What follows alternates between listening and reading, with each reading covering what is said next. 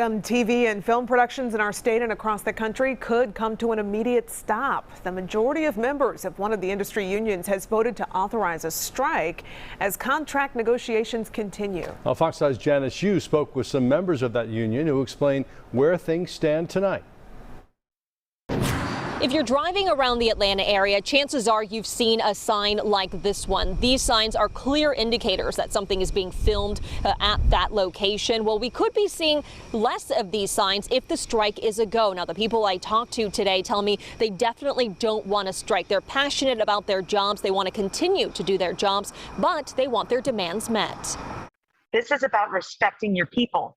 And if you don't, the people will rise up and demand it. Parts of the film and TV industry are one step closer to a possible nationwide strike. An overwhelming majority of the 60,000 members of the International Alliance of Theatrical Stage Employees, or IATSE, voted Monday to give the union's president the power to call a strike. Yes, we are ready for that change.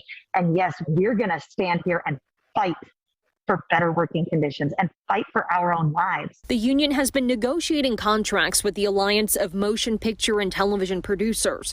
Members have asked for things like lunch breaks, livable wages, enough time between shifts to be able to get a full night of sleep, and be able to spend time with family. Our day goes relentlessly, 12, 14, 16 hours. I have legitimately been on projects. My longest clock is about 22 hours in a day. Chris Giles is a production sound mixer. He says with the film industry booming in Georgia, many now call this state home. It's not just like we're out there only in Hollywood or some far off place. This is literally your neighbors. During fiscal year 2021 alone, a record-breaking $4 billion were spent directly on productions in the state of Georgia. Dr. Kate Fortmuller with the University of Georgia says there are parallels between this potential strike and the Writers Guild strike back in 2007.